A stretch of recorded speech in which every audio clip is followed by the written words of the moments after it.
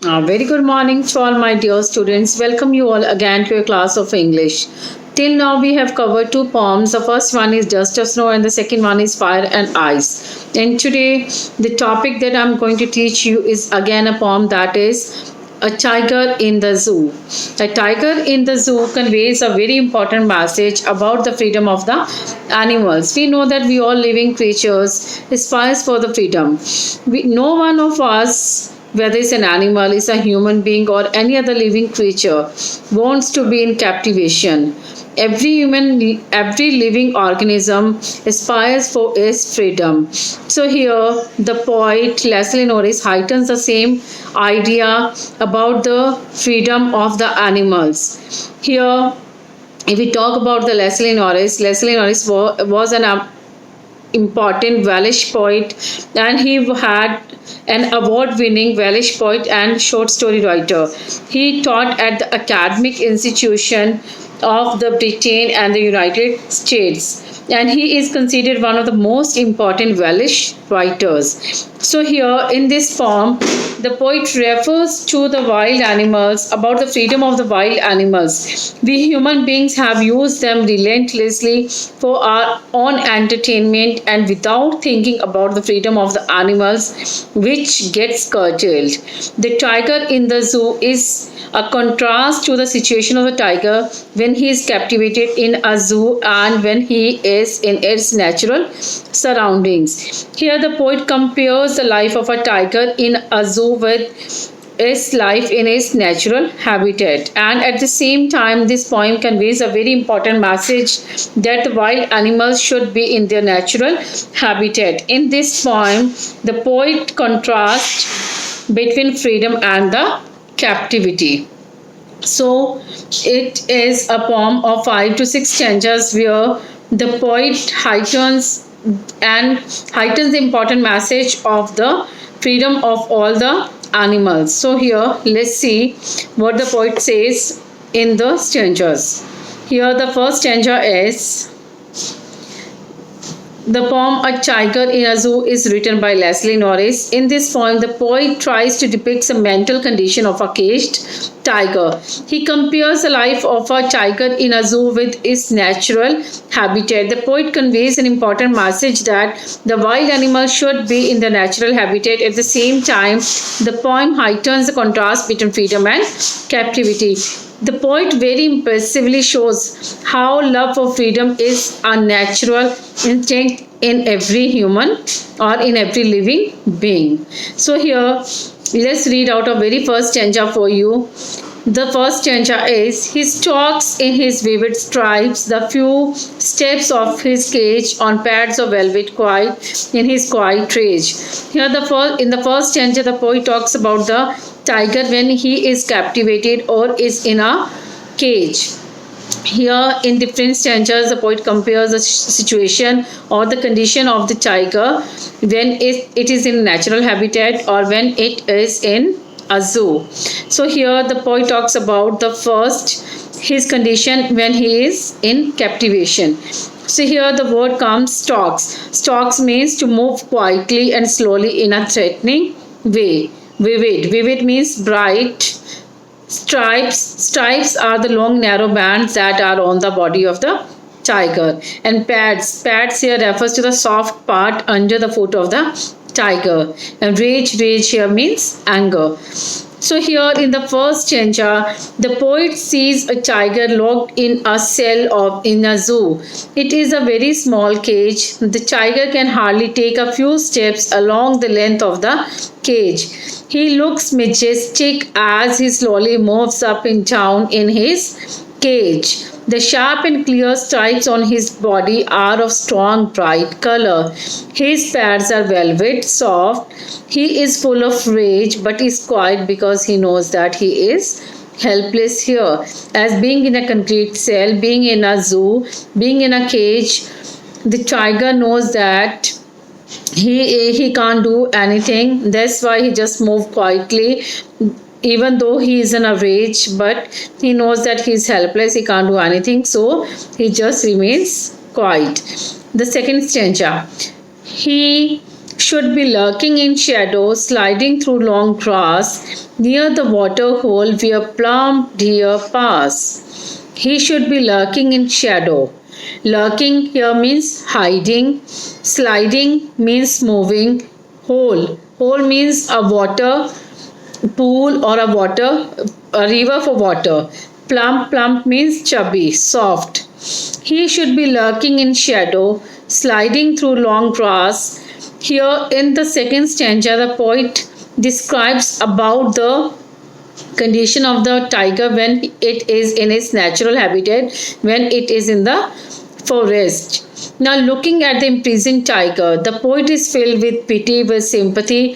He says that the poor tiger should have been in its natural habitat, that is the jungle, hunting and resting.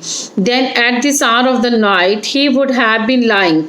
Here, the poet is saying, if he must, he would have been in the jungle.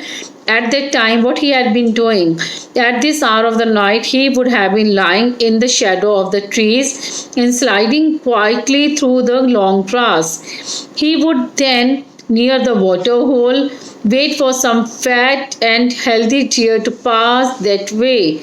Thus, he should be lying there in expectation of a heavy treat or a heavy feast. So, here, this is the difference between the condition of a caged, of an imprisoned tiger and a tiger when it is free in the jungle. In a cage, he is forced to stay there. He has nothing to do but just looking at or just escaping from the visitors. So the next stanza again tells the condition of the tiger in its natural surrounding. He should be snarling around houses at the jungle's edge, baring his white fangs, his claws, terrorizing the village. He should be snarling around houses at the jungle's edge, baring his white fangs, his claws, terrorizing the village. Here, snarling means to make an angry and warning sound. Snarling means to make an angry and warning sound. Baring here means showing. Fangs. Two long sharp teeth at the front of the mouths of some animals. White fangs here means the long sharp teeth in front of the mouth of the tiger. Terrorizing means frightening or threatening. So here in this stanza, in these lines, the poet imagines what the tiger would be doing in case he failed to find any prey in his natural habitat, as he was lying free in the shadow of the trees and waiting for the plumpy or the chubby deer for a big feast. In these lines, the poet imagines if he failed to find a prey for itself, then what would he do? He says that the tiger would be angrily moving around the houses in a nearby village. He would be growling at the edge of the jungle near some village. He would be showing his white fangs, his front long teeth, and his terrible claws while moving here and there. He would thus become a cause of terror for the villagers. The poet here gives a hint: if we continue to destroy the forest cover and the natural habitat of the tigers, then they will be forced to turn to our towns and villages to find their food. And the next stanza, the poet talks about the tiger in the cell, in the zoo. But he is locked in a concrete cell, his strength behind bars, stalking the length of his cage, ignoring visitors. Concrete cell, again a cage, stalking, moving slowly and quietly in a threatening way.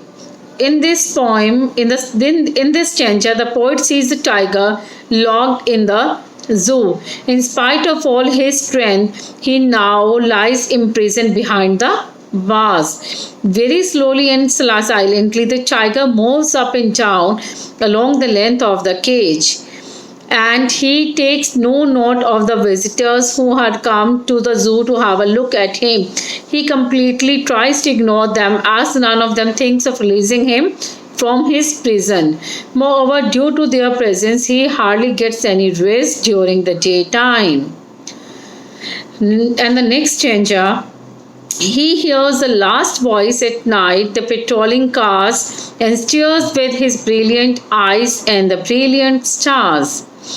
He hears the last voice at night, the patrolling cars, and stares with his brilliant eyes and the brilliant stars. Here, patrolling means to go round an area at regular times to check whether it's safe or not. Due to the visitors, the tiger gets no rest during the day. Even at night, he remains disturbed due to the noise that comes from the patrolling cars. As the visitors every time comes to the zoo to have a look on the wild animals and on the other captivated animals, so that's why the tiger gets no rest during the daytime, and even at time. The author emphasizes that he remains disturbed due to the noise of the patrolling cars. The tiger has thus lost all hope and feels very helpless. He then stares at the brilliant stars shining brightly in the sky. It seems that he is looking for some sort of comfort and hope in these stars. His shining eye shows that he still hopes for a day when he would be able to run free in the forest. So here the poet has given a very clearer idea about the condition of the tiger when it is free in the forest, doing anything in its natural habitat. But here in the concrete cell, he is helpless, doing nothing, just escape to just suppress his rage and be quiet, ignoring the visitors. So here the poet has conveyed a very beautiful message that we human beings are very selfish, and due to our selfishness, due to our entertainment, we have captivated the animals and we have exploited them. So this is about today's topic, and tomorrow we'll discuss about the rhyming scheme and the literary and the poetic devices of the poem. Until now, today I'll just send you a few verses to complete about this poem. Thank you so much.